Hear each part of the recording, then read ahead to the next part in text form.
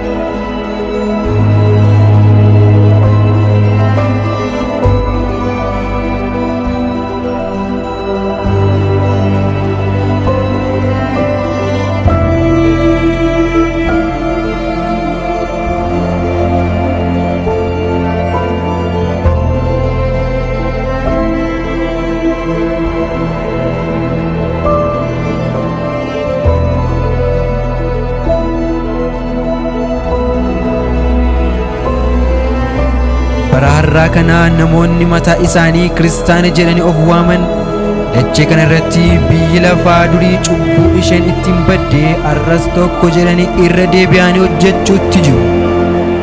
Waaqayyo bishaan badiisaa utuu hin dhufin fuula dura namoonni karaa cubbuu irraa deebi'anii qalbii isaanii jijjiirratanii akka jiraataniif hiikamsa dhufu jalaas akka oolaniif Waaqayyo akeekkachiisa akka inni dabarsu Nohin ergee ture. Akkuma kanaa deebiin gooftaa keenyaa yeroo inni itti dhiyaatetti sabni Waaqayyoo guyyaa isa guddaa kanaaf namoonni akka qophaa'aniif Waaqayyo tajaajiltoota akeekkachiisaa wajjin gara lafaatti erguutti jira.